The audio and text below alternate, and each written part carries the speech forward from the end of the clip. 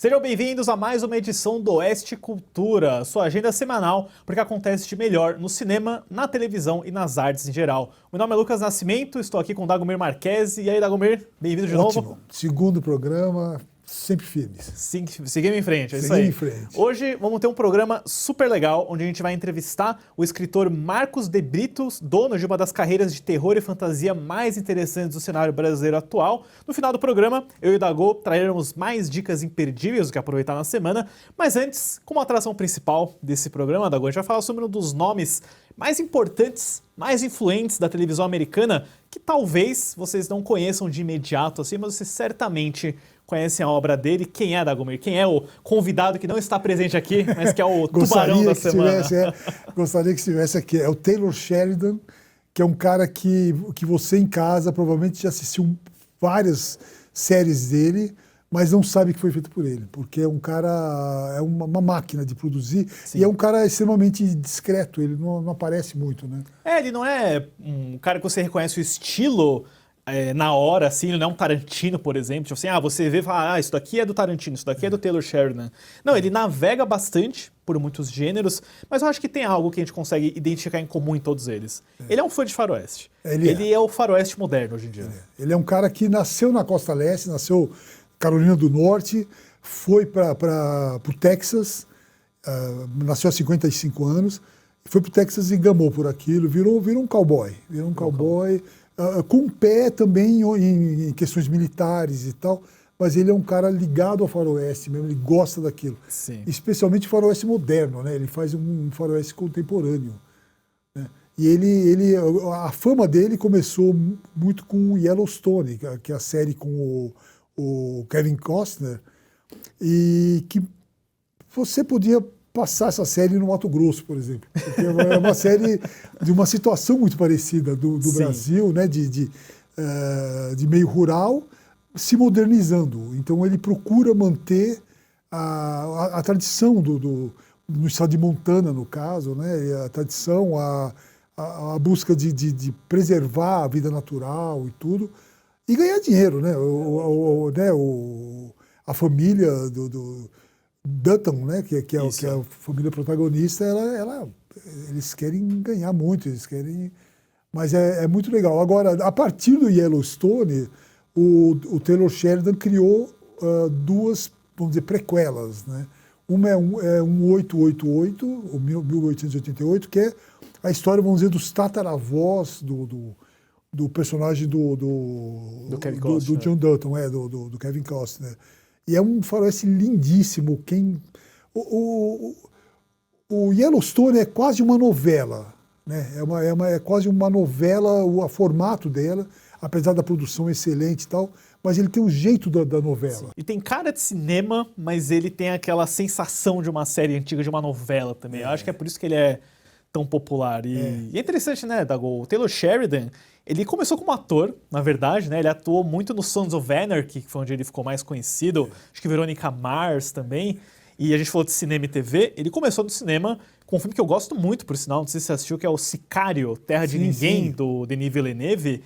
Ele tem aquela energia do faroeste, apesar de ser um filme policial. Né? E eu acho que isso foi se alastrando pelos próximos projetos. Teve aquele A Qualquer Custo, que é com o Jeff Bridges, que também fala muito sobre fronteira, sobre assalto. Foi a primeira indicação ao Oscar dele, por sinal, acho que é a única, se eu não me engano. E ele dirigiu a primeira vez um filme que eu acho que é muito legal, que é o Terra Selvagem, com Jeremy Renner e Elizabeth Olsen, que é basicamente um filme de assassinato numa reserva indígena. Eu acho muito legal. O que você acha dessa fase aí do cinema dele? Eu acho que ele estava se preparando para saltos maiores, né? E sempre esse tema que é a terra selvagem, a economia avançando em lugares que não existiam ainda, né? A atividade econômica. Essa terra selvagem eu achei incrível, cara. Eu acho que assim, dos trabalhos dele que eu vi no cinema é o que eu mais gosto. Mais do que o Sicário, até, por exemplo. O Sicário eu acho que é um filme muito bem dirigido, mas o Terra Selvagem é muito bem escrito. E é bem dirigido por ele também. E tá tudo à disposição, eu acho, né? É legal, se você quiser assistir, vale a pena. Todos eles estão no streaming. Teve também um mais recente, que saiu naquela confusão da HBO Max, né, da pandemia, que é com a Angelina Jolie, que é Aqueles que Me Desejam a Morte. Que ele mistura aquela coisa do criminoso, mas com aquele incêndio florestal, né? Tudo tema de Califórnia, ele adora falar sobre isso, né? Mas acho que o estouro mesmo é o Yellowstone, né? O Yellowstone é o ápice da carreira dele. Yellowstone tem um toque para os mais antigos de uma série que foi um sucesso absurdo, que se chamava Dallas, que era era uma série, é um novelão rural, né? Então, mas a partir do Yellowstone, quando você pensa que ele vai se acomodar, o Sheridan, ele cria um 888, que é um faroeste incrível, um faroeste com um estilo próprio, super emocionante, é narrado por uma menina e é realmente, olha, esse é com o Sam Elliott? Com o Sam Elliott. Que tem o do Harrison Ford também. Né? Isso, Depois vem o 923, que já é uma geração depois. Né, que é um Timothy Dalton. O Timothy Dalton tá na série? Tá incrível, um vilão incrível, cara. Você quer matar o cara. Ele é muito legal.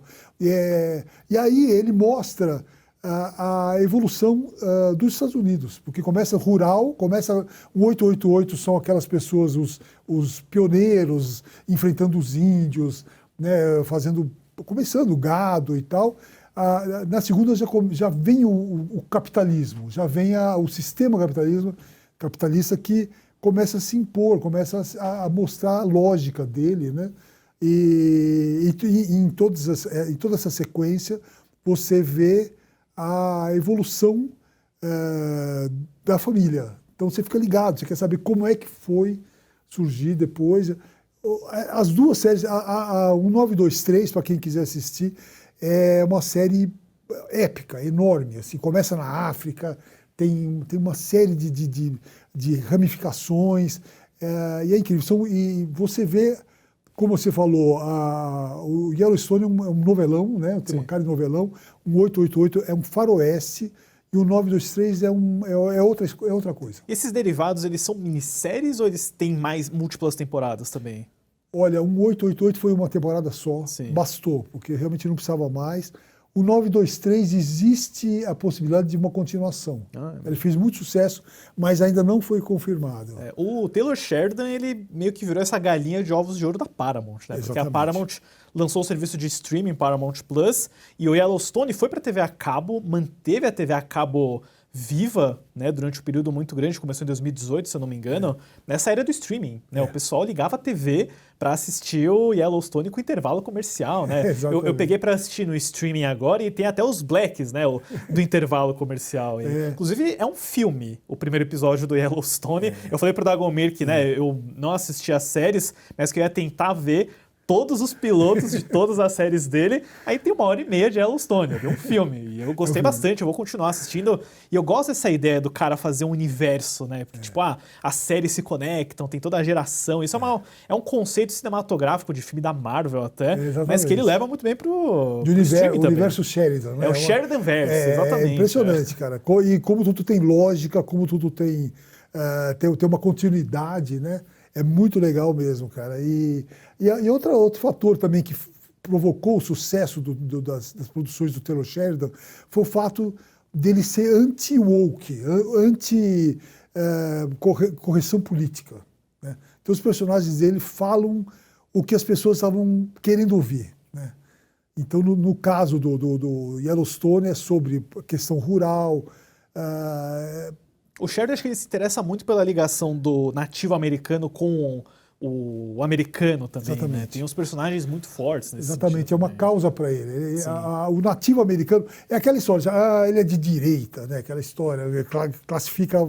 Mas ele é um cara muito ligado no nativo americano. Ele é um cara que praticamente em todas as séries ele coloca o chamado índio, né, americano, de um jeito realista, de um jeito... inclusive no Yellowstone, ele mostra a diferença brutal do índio americano para o índio brasileiro, que lá eles têm cassinos, né? Eles ganham dinheiro, eles têm cassinos, eles têm uma polícia própria, eles se cuidam, né? Ao contrário do brasileiro, onde o paternalismo é muito forte. Né? Tem uma cena muito interessante, que é logo do primeiro episódio, em que aparece aquele personagem, eu não lembro o nome do ator, o Gil, que fez o A Qualquer Custo, inclusive ele era o parceiro do Jeff Bridges, que ele chega de terno pra reunião e no meio da reunião ele coloca, né, o cacique, assim, né? Então ele vai construindo essas camadas, eu achei isso muito interessante. É um cara interessante, Taylor Sheridan, com toda certeza. Acho que ele meio que brigou com o Kevin Costner, se não me engano. Né? Acho que foi o contrário. Acho que o Kevin Costner se cansou, o Kevin Costner partiu para outro Foi fazer projeto, o dele, né? O Horizon. Foi fazer o dele. Disse que não foi muito bem, né? Parece que não fez muito sucesso e tal. Eu não consegui terminar, pra ser sincero. É mau sinal, né? Mas o Sheridan não parou pra aí, né? Ele não ficou só no universo de Yellowstone, ele trouxe ninguém mais, ninguém menos do que o Sylvester Stallone pra fazer uma da... Acho que foi a próxima que ele fez depois do Yellowstone, que é o Tulsa King. Eu não sei a ordem, não me lembro da ordem, não, mas Tulsa King, Tulsa né? Você King, está falando. Tulsa King é uma série incrível porque é uma série, é uma comédia, né? Com o Stallone. Você não espera o Stallone vai fazer uma comédia aberta, né? Ele faz uma comédia e ele, ao mesmo tempo, os temas estão ali. Os temas do Sheridan estão ali, porque o Stallone ele faz o papel de um gangster de Nova York que é mandado para Tulsa como castigo. Tulsa é uma cidade no interior dos Estados Unidos. Oklahoma, né? Oklahoma e tal. Ele fala, o que eu vou fazer lá, né? E aí você vê a presença do Stallone como um cara da cidade grande, numa cidade menor, lidando com uma realidade completamente diferente, que não é mais os gangsters italianos de Nova York, mas são gangsters chineses, né? E também ele é obrigado a lidar de uma hora para outra com a liberação da cannabis, né? Que é uma realidade completamente nova também. Ele abre uma lojinha ali. Então E o Stallone está incrível, cara. O Stallone ele dá um show. É uma série que eu espero que não acabe tão já. Já tem o quê? Umas 3 temporadas? Faz um tempo já. Acho que está na terceira já. Acho que vai ter um spin-off também. Eu não sei se ele está criando mais universos dentro dessas séries. Eu imagino que um dia o Tulsa King vai encontrar o Mayor of Kingston, que é aquela outra do Jeremy Renner também, né? Essa daí eu não conheço. Ela também é sobre o prefeito? É o contrário do Tulsa King. Ela é extremamente dramática. É que o Jeremy Renner é um administrador de um presídio. Então a série é extremamente brutal, assim, é uma violência incrível, até incomoda, assim, porque não chega até o meio do caminho, ela vai até o fim, sabe? Então é uma série, até agora é uma série um pouco mais desligada, assim, sabe, do resto do universo do Sheridan, porque ela está meio isolada ali. Não sei se um dia vai encontrar. Não sei, né? Eu gosto, né, de novo, como ele atrai esses talentos, porque o Jeremy Renner é um ator indicado ao Oscar, ele é um dos Vingadores também. E o Lioness, Operação Lioness, com a Zoe Saldanha, é outra das séries aí. Eu vi muita divulgação dessa, né? Eu lembro que eu saía na rua, eu via pôster no metrô, pôster nos pontos de ônibus. Então acho que essa aí teve um investimento de marketing muito grande. Nicole Kidman, Morgan Freeman, é um tremendo elenco, né, de cinema mesmo. O Lioness também mostra assim, o outro lado do Sheridan, que ele, além do nativo americano, ele cria mulheres fortes, né?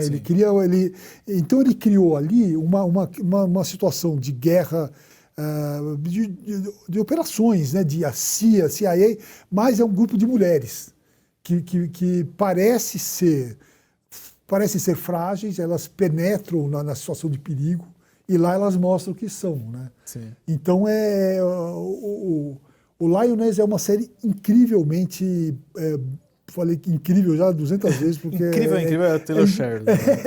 É a palavra que descreve melhor. E realmente tem o drama familiar também, tem, né? Agora nessa série também o que existe é o fim da hipocrisia também. Ele na primeira temporada é sobre Oriente Médio, a segunda temporada é sobre cartel de drogas no México e não tem meias palavras, sabe? É o que é, a situação é o que é. Não existe o drama é como resolver aquilo. Aí, como eu falei, tem a situação familiar, por exemplo, a Nicole Kidman é uma administradora da CIA e tal, e ela tem um problema familiar também, né? Como é que ela chama? Zoe Saldanha. Zoe Saldanha, ela é operativa mesmo, ela tem que lidar com o marido dela, que tem que cuidar da filha. Então, tudo isso se mistura de um jeito muito legal mesmo. Legal. O Lioness eu não assisti, né? Mas ele me parece algo mais envolvido do Sicário, né? Porque o Sicário também tinha aquela figura forte da Emily Blunt, também que era uma operativa lá do DEA, controle de drogas. Engraçado que o Sicário também é meio que uma franquia, porque ele rendeu uma continuação, o Dia do Soldado, em 2018, que é focado mais no Benício Del Toro. E ele até fala, o Taylor Sheridan, de fazer um terceiro, acho que ele tem um roteiro, acho que ele mesmo queria dirigir. Então, é curioso, né? As ideias já estavam lá, mas assim, Sicário é um filme de 2 horas. Então, ele tem 2 horas para contar aquela história. Com o Lioness, ele tem, não sei, 20 horas, né? Ele tem 10 episódios de 1 hora, vai ter mais uma temporada também. E aí, quando esse cara dorme, né? Porque ele escreve, menos o King of Tulsa, que ele divide mais os roteiros, mas de resto, fatalmente você vai ver lá roteiro de Taylor Sheridan, às vezes direção também. Eu ouvi, inclusive, né, teve um artigo falando sobre o processo dele, que ele costuma ser bem, não vou dizer controlador, mas muito protetor em relação à sala de roteiristas, né? Porque ele sabe exatamente o que ele quer. Acho que no Yellowstone, acho que tem crédito em todos os roteiros, Todos, por exemplo. acho que é quase todos, se não for todos. Agora, existe essa dúvida, essa questão se é ele que escreve tudo ou se ele orienta só. Eu nunca ouvi falar de um trabalho coletivo ali. Para mim, é ele que vai lá e escreve. Eu não sei se isso a gente não sabe a intimidade do trabalho. Numa sala de roteirista tem vários roteiristas e o pessoal vai jogando ideia, um só escreve, então... Eu não sei. Mas tudo tem a cara dele, é muito... A presença dele no roteiro é muito forte. Ele tem um estilo muito próprio, muito próprio. Sim. E acho que teve uma série nova dele recentemente, que é o Landman. Billy Bob Thornton tem a cara, né, de produção Taylor Sheridan, aquela cara de cowboy moderno. Você chegou a assistir essa daí já? Assisti todos já. O Landman é aquela série que ela é baseada num podcast sobre Texas. Sobre a realidade da indústria do petróleo. E é incrível como ele partiu de uma realidade chata, né? Poço de petróleo, preço do barril e tal, e criou uma série super emocionante que tá um sucesso enorme. Outro dia eu li mesmo no New Yorker, que é uma revista super, né, liberal, no sentido de esquerda e tal, o cara falando, é uma série machista, é uma série reacionária, mas eu não consigo parar de ver, porque aquilo é muito bem feito, é muito legal. E o Billy Bob Thornton, ele tem essa voz do Sheridan. Ele fala as verdades que foram apagadas, né?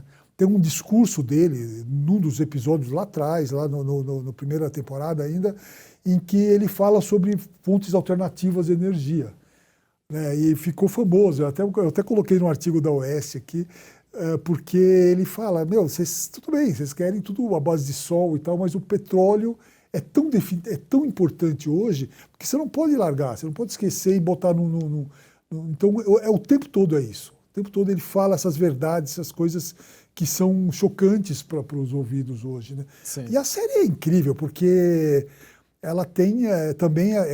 o Billy Bob Thornton está excelente, né? Ele é um grande ator. É um grande ator, cara. Ele entrou nessa série como...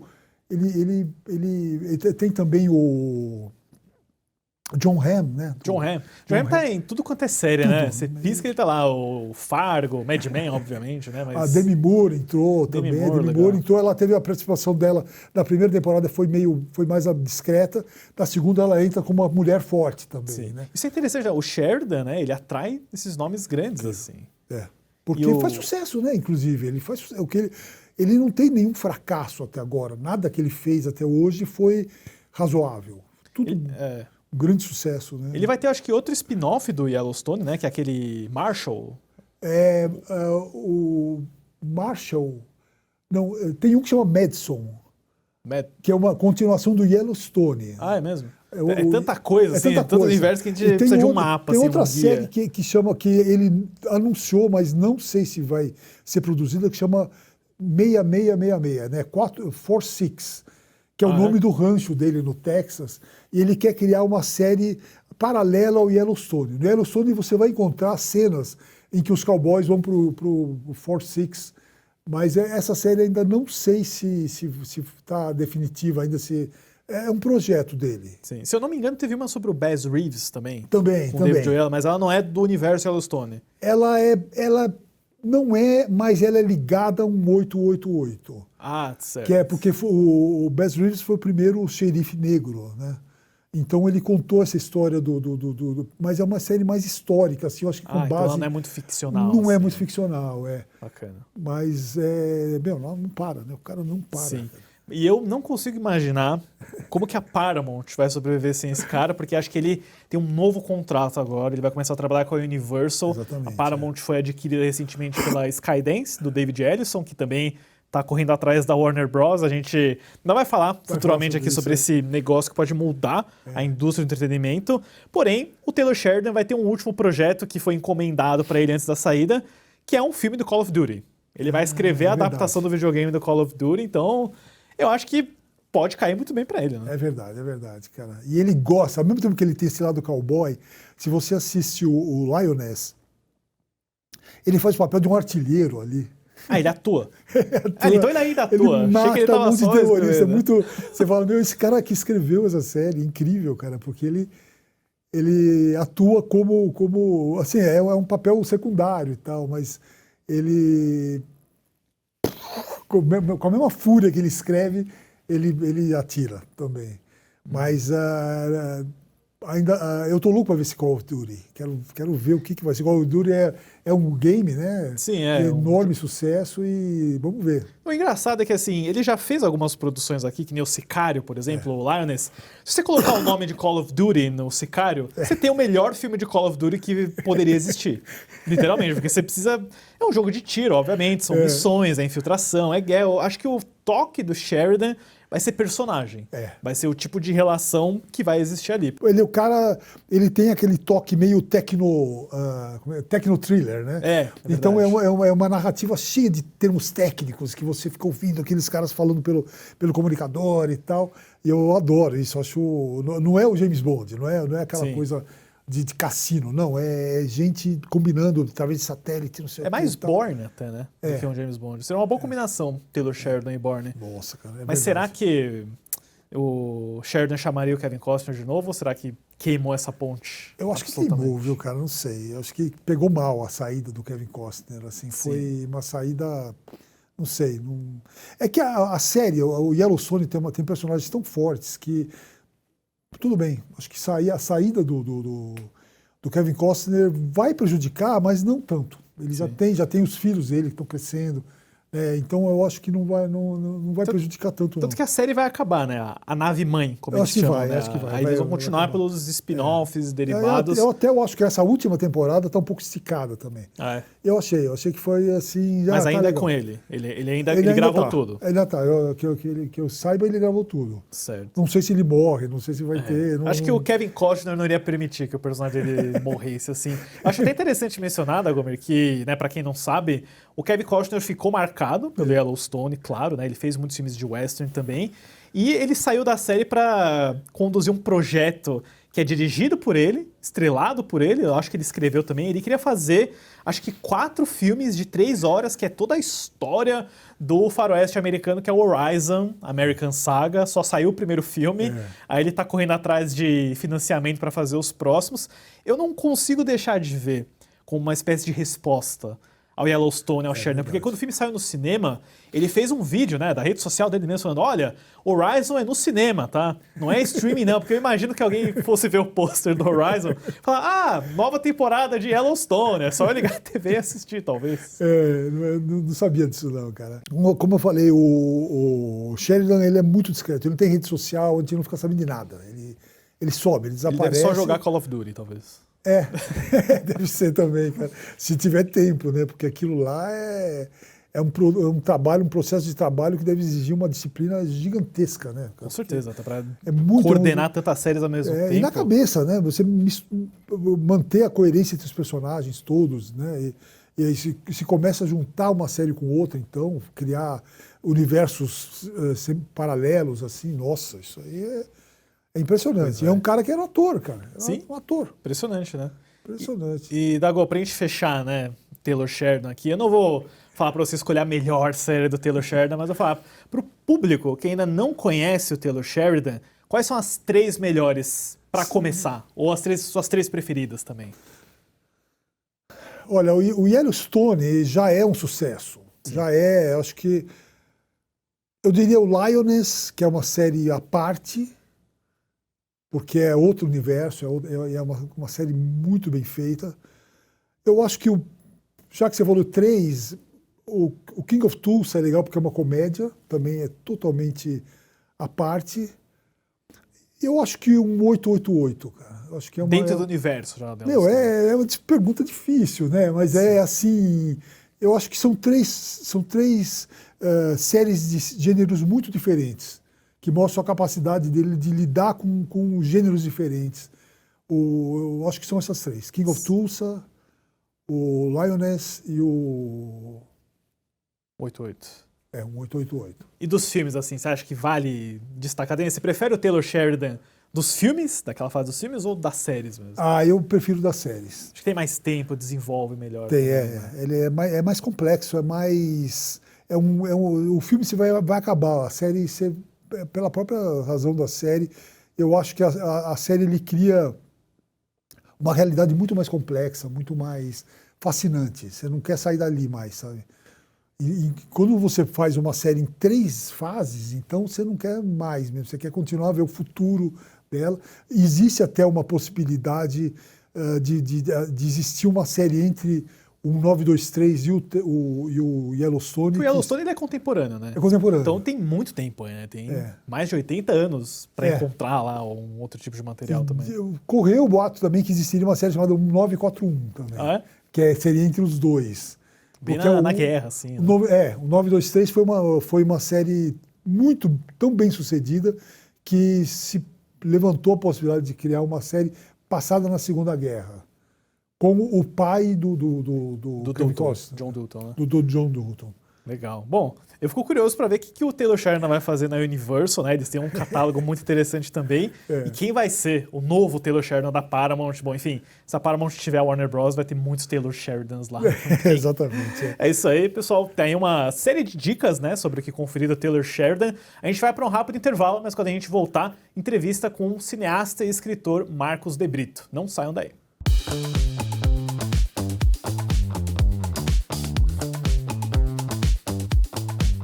Você que acompanha a Oeste deve ter percebido que tem alguma coisa diferente acontecendo, não é? A gente avisou que vinha novidade por aí e essa novidade estreará em breve. Daqui a pouco, a Oeste estará também na TV a cabo. Construir um canal de TV do zero é um desafio e tanto. Um salto audacioso que só está se tornando possível graças a você, a sua assinatura, o seu engajamento nos nossos programas. Essa parceria é fundamental para que a Oeste TV deixe de ser só um sonho. Estamos investindo cada vez mais em infraestrutura. Montamos novos estúdios, contratamos mais profissionais e estamos com 16 horas de programação diária no YouTube, de segunda a sexta. Agora estamos preparando uma programação especial de fim de semana, com novos programas que vão deixar seus sábados e domingos muito mais interessantes. A grade completa estará pronta até o começo do ano que vem. Se você é dono de uma operadora de TV a cabo e quer uma programação mais forte e competitiva, entre em contato com a gente pelo número 11 91366 0707. Agora, se você já faz parte de tudo isso, assinando a nossa revista e acompanhando os nossos programas e quer ajudar na construção da Oeste TV, ligue para a sua operadora e já peça para incluir a Oeste na programação. Esse simples gesto ajuda muito e pode fazer com que o jornalismo sério e independente chegue a ainda mais gente. A Oeste não vem sendo construída apenas pelos seus quase 200 funcionários. Vocês, nossos assinantes e espectadores, fizeram, fazem e sempre farão parte dessa bela história. O futuro da comunicação está acontecendo agora e a sua participação é essencial. Em breve teremos novos programas, novas vozes e um canal todo nosso. Oeste TV, independente.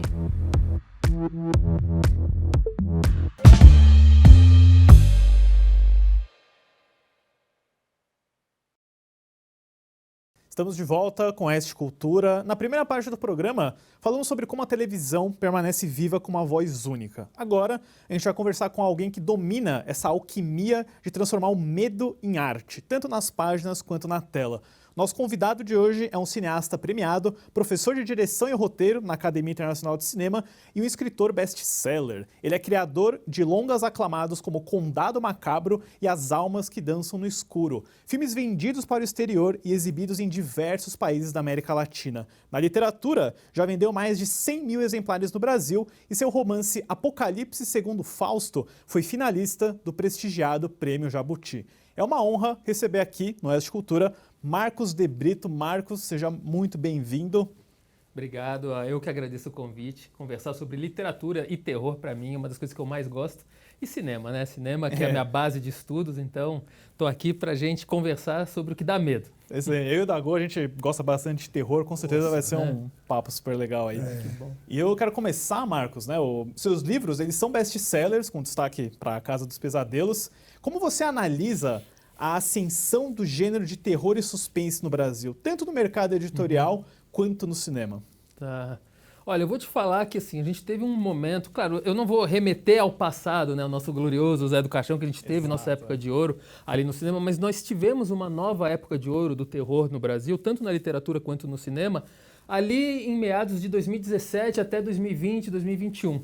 Porque o gênero, o subgênero terror, ele é sim colocado um pouco lá embaixo pelas pessoas que não consideram o terror uma obra tão literária ou tão cultural na questão do audiovisual também, apesar de ser a que dá mais lucro, né? Assim, de custo-benefício, o terror internacionalmente é o que dá mais lucro.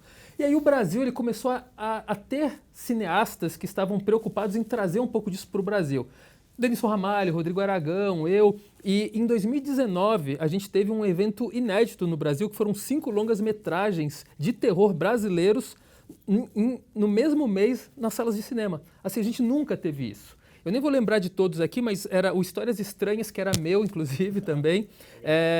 Um chamado Noite dos Canibais, um do Rodrigo Aragão e o do Denilson Ramalho. Então, aquela época, a gente estava com uma produção assim muito aflorada do terror. Depois veio a pandemia e a questão da pandemia, a questão também dos financiamentos na época para a cultura estavam mais dificultados e aí acabou diminuindo. Hoje a gente está começando a recuperar um pouco isso. Né? Depois da pandemia, nos primeiros anos pós-pandemia, acho que as pessoas estavam muito sensíveis ainda com relação a alguns temas. E como o terror toca em tema sensível, as pessoas não estavam prontas para, no momento de diversão delas, consumir algo que fosse muito pesado, porque já tinham falecido algumas pessoas próximas, já tinham problemas, né, ocorrendo na vida pessoal delas, falaram, poxa, será que o nosso escape emocional vai ser terror?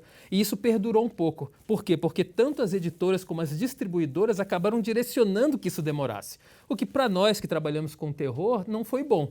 Né? Então agora a gente está começando de novo a caminhar para isso, porque naquela época de 2017 até 2020, a editora Faro, que é a editora onde eu publico meus livros, apostou muito no terror nacional com vários autores, abriu a Dark Side, que é outra editora também com foco no terror, e aí de uns 2 anos para cá, 3, elas começaram a diminuir os autores de gênero. Agora está voltando. Então a própria Dark está trazendo novos autores nacionais, a Faro está voltando a publicar alguns livros de terror.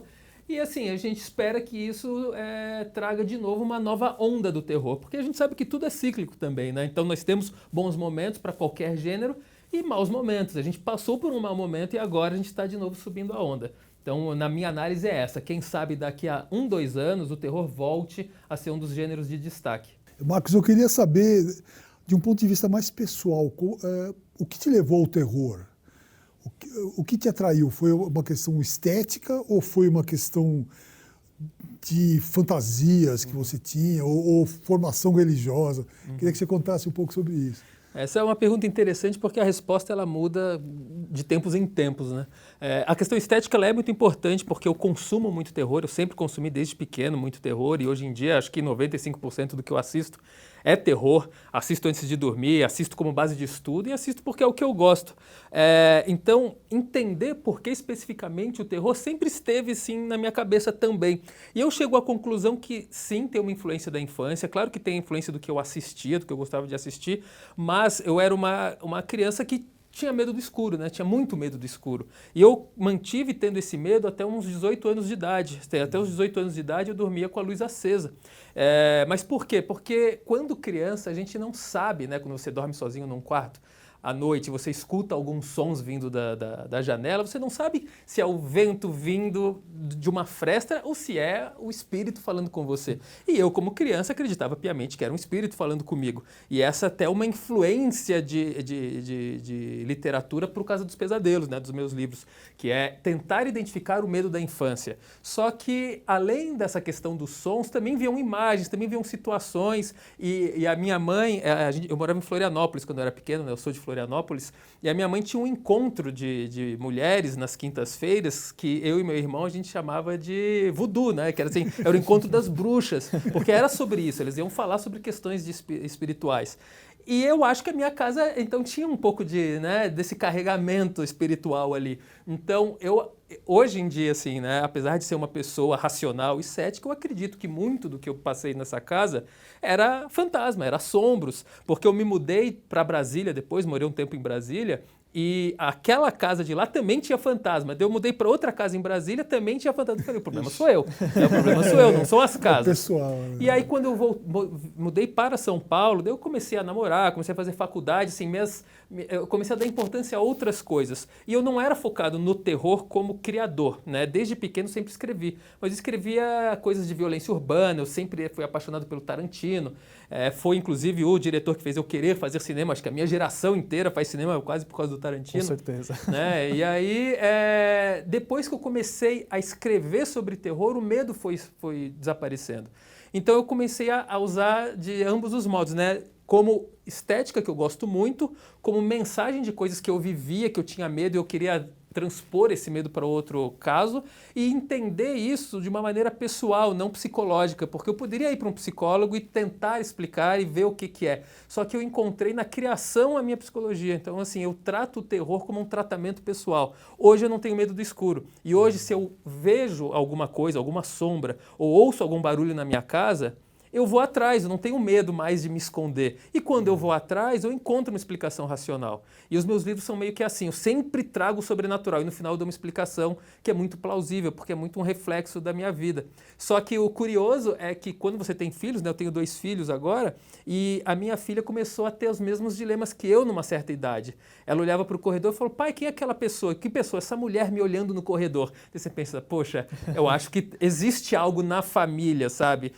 Só que com a idade a gente vai perdendo. Então eu meio que tento explicar uma coisa do meu passado, que eu sei que eu vivi, que eu não vivo mais, que eu tenho dúvida se foi real, mas eu vejo isso acontecendo com os meus filhos, sabe? Então eu acho que o terror ele é presente, né? E quando a gente fala do terror, eu estou falando aqui não necessariamente de algo que te assombre, que te dá medo, mas da existência de algo além, né? Da existência do sobrenatural. Eu até posso fazer um terror sem muita morte e sangue, mas eu acho que abandonar essa questão de algo que incomoda, que você não sabe o que está oculto, isso sempre teve em mim, eu não sei nem como tirar isso de mim, sabe?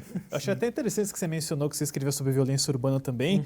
Um dos seus livros é sobre o edifício Joelma, né, que é uma tragédia histórica que todo mundo conhece, né? Como é que você junta isso também, né? Você falou do racional, do sobrenatural, né? Você pegou uma tragédia real e tem muitos, né, relatos de ser um prédio assombrado, de ter tudo isso também. Como que foi o processo do Joelma, especificamente? O Joelma é um livro bem interessante porque não apenas eu, mas nós temos mais outros autores juntos, né? O Marcos Barcelos, o Rodrigo de Oliveira, o Vitor Bonini, que são autores da Faro também, de gênero, e o Thiago Toy, que fez uma apresentação ali dos contos, que eles são novelas, no caso. São novelas que se interligam sobre o edifício Joelma. E qual que foi a ideia? A ideia era assim, nós, já como autores e amigos, nós queríamos ter um livro juntos. E aí eu dei essa ideia, falei, que tal a gente fazer do Joelma, porque o Joelma tem pano para manga para todos nós. E aí cada um selecionou uma época do Joelma. No meu caso, eu selecionei o Crime do Poço. Não sei se vocês conhecem, né, a história do Crime do Poço. Em 1948, no mesmo terreno onde hoje é o edifício Joelma, a Praça da Bandeira, no caso, tinha uma casa, né, era um terreno que tinha uma casa, e nessa casa morava um professor da USP, que era químico, professor de química da USP, com 2 irmãs e a mãe. E elas eram contra o namoro que ele tinha na época, porque a namorada dele não era mais virgem, então não era bem visto. E aí ele, querendo continuar o namoro, mas sendo contra a mãe, né, a mãe sendo contra, ele matou a mãe e as irmãs, cavou um poço no terreno, enterrou o cadáver das 3 lá e continuou vivendo como se nada tivesse acontecido. Só que as pessoas começaram a perceber, começaram a notar o mau cheiro, e aí a polícia foi lá, né, descobriu esse poço. Quando eles estavam desenterrando os cadáveres, ele se matou no banheiro. E é um crime, assim, famosíssimo. Você vê os jornais de 1948, só se falava nisso. Era tipo, estaria no Tremembé, se estivesse vivo hoje, né? Ele estaria lá no Tremembé também.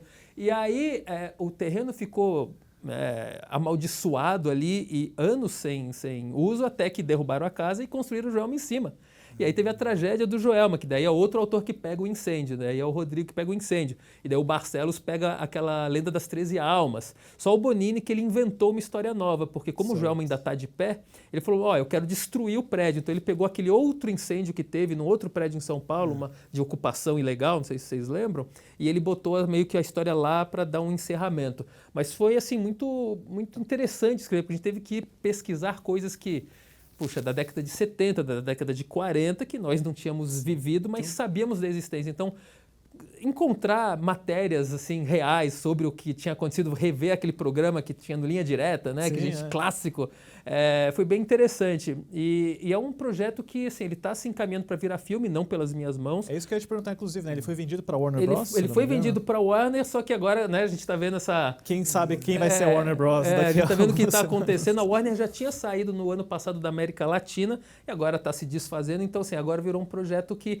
está na mão de uma produtora, mas que não sabemos mais se será a Warner, né? Mas sim, foi uma grande coisa para nós, assim. E como é que foi esse processo, assim? Eles foram atrás do livro, vocês apresentaram um livro, ou existia uma intermediária entre vocês? A gente tem uma agente, né, literária, mas foi o diretor, o Maurício Essa, no caso, que era o diretor, ele foi atrás da nossa agente porque ele viu o livro, leu, gostou e aí rolou a negociação. É difícil para o autor ter uma negociação direta com uma distribuidora, né? Eu, no caso, como cineasta, tenho produtora, eu consigo. Mas um autor com um livro chega... Igual às vezes a gente vê nas redes sociais. Netflix adapta isso aqui. Netflix nunca vai ler esse texto. Netflix. Nunca vai se preocupar com isso. Geralmente tem um intermediário que é a produtora ou a agente ali que faz essa ponte para acontecer. Né? Inclusive, Marcos, você emendou na pergunta que eu queria fazer já, que é... Você escreveu o livro e você também adaptou seu próprio livro para o cinema. Como é que funciona? Aí acho que aí não entra aquela confusão do tipo, o livro é melhor que o filme é melhor, porque você mesmo está responsável pelos dois. Então como é que é uma adaptação do seu próprio trabalho, feita por você mesmo? A vantagem é que é 100% fiel, né? Assim, eu não faço alterações. No caso do Condado Macabro, são 2 livros que já estão filmados, né? Todos os meus livros já têm roteiro audiovisual pronto. Só que os que eu consegui filmar até hoje é o Condado Macabro e o Almas que Dançam no Escuro, que saiu como Palavras Interrompidas, o livro. Só que o livro ele tem uma diferença muito grande do cinema, porque no cinema, quando a gente escreve um roteiro, a gente tem que focar sempre no que é presente, né? A gente está sempre em movimento. O cinema né? O cinema nunca foi, o cinema está acontecendo. Então, como no roteiro o personagem anda, o personagem faz isso e você nunca pode colocar nada num filme que não seja o que sai da boca ou que mostra na tela, você não tem como ingressar nos pensamentos mais profundos. E no livro eu consegui fazer uma adaptação disso, né? Então eu escrevo o roteiro da maneira que ele é claro no filme, na tela, e aí eu pego aquilo e falo, e que elementos a mais eu consigo colocar para dar uma bagagem maior para esses personagens? Daí eu vou escrevendo. Acho que isso até resgata uma arte meio perdida, que é a novelização, né? Quando sai um filme, na época, aí você tinha uma novelização oficial, que narrava em terceira pessoa os eventos. Isso é interessante. Eu tento fazer... Eu tenho um estilo muito particular, tanto no cinema quanto na literatura, assim, que na literatura eu tenho uma influência muito grande do mal do século, do ultrarromantismo. Então, independente do filme que eu tenha feito, um slasher de jovens ou um filme mais poético como Almas, a minha escrita é ultrarromântica. Então eu boto uns certos excessos de descrição, umas palavras um pouco mais arcaicas. No roteiro que eu gosto. Mesmo? Não, no livro. No roteiro, o roteiro eu consigo escrever de uma maneira mais plana, digamos assim. Eu raciocino muito mais depressa no roteiro. Então eu escrevo um roteiro rápido. Livro eu demoro. Livro eu demoro porque é um estudo.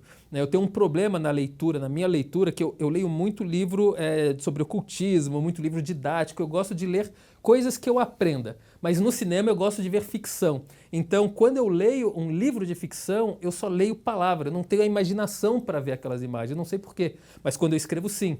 Então, eu tento escrever de uma forma que as palavras sejam lindas, porque eu gosto de ler palavras lindas, né? Então, eu fico lá falando, como que Edgar Allan Poe escreveria? Como que Saramago escreveria? E daí eu vou, né, tentando achar o meu estilo. Daí eu encontrei o meu estilo, que é uma coisa, às vezes, até exagerada para o tipo de livro que pede, mas tem meus fãs que gostam e é o que eu gosto também. Isso é né? bom.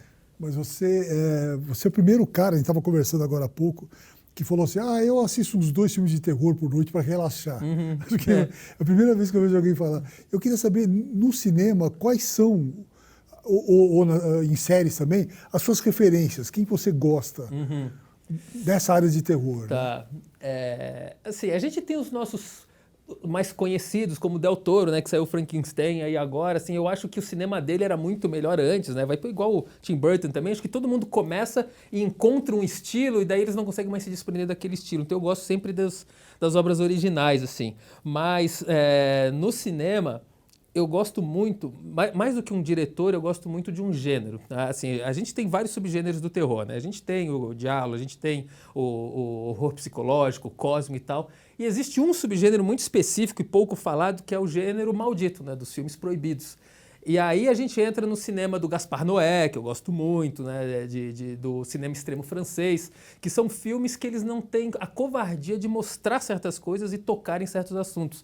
Então eu acho que aquele é o único tipo de cinema que hoje me toca de alguma forma. Porque como técnico do cinema, formado em cinema, né, realizador, eu identifico todos os momentos de medo de um filme de terror. Então quando vai ter o susto, a gente tem aquela construção do susto, que eu sei como ela funciona. No passado ela funcionava com uma questão de som, uma questão de espera e um susto. Depois as pessoas se acostumaram, então eles te enganam. Então você tem, não é susto para você virar e ter. Agora já está no terceiro. Você fala, quando vai ter? Daqui a pouco vai ter 10, né? Você vai, nunca susto tem. Falso que vira o susto de exato, verdade. E aí a gente sabe. Então você olha os outros, eu fico olhando as reações das pessoas e penso, poxa, ninguém sabe o que vai acontecer agora. É óbvio. E o cinema maldito, o cinema extremo, ele não faz isso, porque ele simplesmente te incomoda. Ele te incomoda de um jeito que você pensa, eu não quero ver isso, só que eu não consigo não ver, a não ser que eu feche os olhos. Como o filme Serbian, não sei se vocês assistiram, né? Serbian Film. Que foi inclusive censurado no Brasil. Foi censurado no Brasil. Os filmes malditos, eles... Assim, quem seleciona quais são os filmes malditos? São filmes de mau gosto? Mas mau gosto para quem, né? Não tem como alguém definir o que é mau gosto. Então, filmes censurados. Filme que é censurado em determinados países viram filmes malditos. E aí são os filmes que eu vou atrás, né? São os filmes que eu gosto. Só que eu não sei se vocês já viram também o iceberg dos filmes perturbadores, que tem uma gradação. Existe um limite ali que eu não passo, né? Eu já passei, já assisti, mas falo, isso não é cinema, isso é audiovisual. Cinema e audiovisual tem que ser diferenciado. Audiovisual é algo que tem áudio e vídeo. Áudio e imagem. Agora, cinema, você tem um roteiro, você tem uma produção, você tem um cuidado, você tem esmero, você tem foco, mensagem, muitas coisas. Agora, chegar na base desse iceberg, né, na base profunda, que está escondida pelo mar, você vê só perversidade gratuita, sem história, imagens de câmera. Isso eu já não suporto. Sim. Eu falo, não, isso não é necessário, né? Eu gosto da cultura. Tudo bem que é uma cultura mais subversiva, mas o que eu gosto é de saber que há uma preparação, né? Aquilo eu sei que é falso, mas parece real. Aquilo me incomoda, mesmo eu técnico, sabendo que é falso. Daí eu gosto. Então, eu não conseguiria nomear um diretor hoje que eu falo, puxa, eu prefiro esse diretor. Mas o melhor filme que eu já vi na história do cinema, que eu considero, é um do Gaspar Noé, que se chama Enter the Void. Esse, para mim, é o melhor filme da história do cinema. Inclusive, é o do Fernando Meirelles também, na entrevista que ele deu. Ele citou esse como o primeiro filme. Eu falei, puxa, que bacana. E aí vem Drácula, do Coppola, que eu também acho uma obra-prima, assim, como filme de terror. Eu acho que é o que eu mais gosto. Porém, recentemente, os melhores filmes de terror que eu assisti é o Long Legs. Não sei se vocês assistiram o Long Legs. E, para mim, o melhor filme de terror assim, da última década é um argentino, que é o When Evil Lurks, que está na Netflix. Quando o Mal Habita? Quando o Mal Habita, e o diretor é simpático, é gente boa, assim. Eu acho que ele vai dirigir o próximo Alien, inclusive. Eu vi que ele está cotado para algo assim, né? E o Del Toro vai dirigir a refilmagem do primeiro filme dele, do primeiro longa dele, que é o Aterrados, que é maravilhoso também. Então, legal. Assim... A gente está tendo essa onda de séries de terror. Eu queria que você falasse um pouco também sobre isso. O que você gosta? E a série de terror, a série que eu mais gosto na vida, minha série da vida é a Penny Dreadful.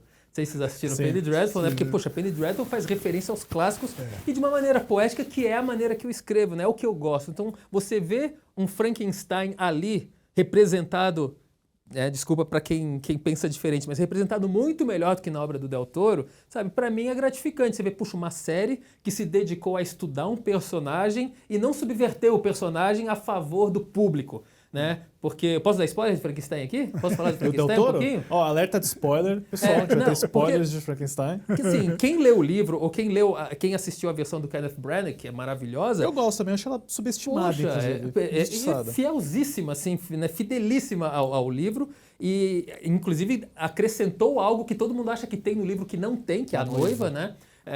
Só que a parte mais importante que eu considero do Frankenstein, além de todo o conteúdo, é o final da criatura se ver ali, entre aspas, realizada de ter feito o que ela fez, porém, ao mesmo tempo, arrependida, né? Assim, ela cai em desgraça, ela mata o próprio pai, perde o pai, não tem mulher, não tem nada e decide dar a própria vida, né? Fala, minha vida não tem sentido. Eu fui criado, fui maltratado e minha vida não tem sentido e me vou junto com o meu criador. E daí ali do Del Toro, o cara olha pro sol e fala, eu mereço uma segunda chance. Ah, sabe? Não, eu olhei aqui e falei, não acredito, um fanfic. Né? Bonito, lindo, o filme é lindo. Eu gosto das duas versões, da do Branagh e da do Del Toro, são filmes mega diferentes, assim, né? sim. Mas tem algumas coisinhas do final do Del Toro que... Não incomodam um pouquinho precisava, mais. né, ser um super-herói, assim, daquele jeito. Mas é lindo o filme, Sim, né? é. O filme se encaminha. O Del Toro é um mestre da narrativa, então você vê o filme e fala, cara, como é que ele faz isso? Que maravilhoso, que bom. Só que tem essa questão da mensagem, né? Ele fez para um público atual, né? O público dos Enzo que querem receber uma segunda chance, que acham que a vida é boa, que a vida não é fatalista. E a vida não é isso, sabe? Então, Sim, é. Mas outra questão, esse terror mais pop, que é a referência ao Stephen King, Sim, obviamente. sim. Queria saber o que você acha também. eu gosto também, mas como o Del Toro, né, eu acho que ele se repete agora, né? Eu lia muito na época do Iluminado, do Carrie, do It, eu li esses livros, adorava, era o meu autor preferido. Eu não diria até que foi ele quem me iniciou no terror, mas era o meu preferido até uns 15 anos de idade. Só que daí depois eu conheci Álvares de Azevedo. Né? E aí quando eu li Noite na Taverna, e eu li para a escola, eu nem sabia que existia, né? A escola falou, você tem que ler Noite na Taverna. Eu li Noite na Taverna e falei, isso aqui existe, né? E eu tô consumindo outras coisas. Eu fui atrás de tudo dele. Li A Lira dos 20 Anos, li o Macário. E para mim, os meus livros preferidos da vida é Macário e A Noite na Taverna. Então, Stephen King, eu acho importantíssima essa série nova, Welcome to Derry, eu acho que tá ótima. Né? Acho que teve uns capítulos ali mais chatos, mas o último, o sétimo, que capítulo espetacular, Sim, né? Então, assim, a gente sabe que ele é o rei, né? Que ele é uma influência para todos nós, assim. Eu tenho umas influências maiores de Byron, de Shelley e de Poe. Só que o King, eu, como falei, lia e assistia todos os filmes adaptados dele, então faço terror também muito por causa dele, né? Então no cinema, e até cinema mais de terror por causa dele do que literatura. Literatura é mais o Álvares de Azevedo mesmo. Legal. Né, Marcos, além de escrever sobre terror, eu fiquei impressionado em ver que você também tem um livro sobre a escrita do roteiro, né? Sim. Que é o Criando Mundos, onde você ensinou o autor a escrever uma ideia como roteiro. Como que a sua experiência de direção e roteiro na AIC informa tudo isso, né? Como é que você, como um autor do terror, assim, né? Você usa os princípios do terror para falar sobre roteiro, para falar sobre essa arte, ou é um outro Marcos que escreve esse livro também? Não, eu além de cineasta e autor de terror, eu me considero um ativista do terror. Então, eu falo sobre terror. Então, quando eu dou palestra, quando eu dou aula, é tudo focado no terror. Claro que funciona para qualquer área, né? Funciona para qualquer gênero, porque o cinema... Claro, cada subgênero ele tem uma pequena particularidade ali de guia, né, de como você guiar uma história, mas tudo é imagem, tudo é som, tudo é captação, tudo é técnica. Então, na IC, eu falo a questões técnicas, dando como exemplo filmes de terror.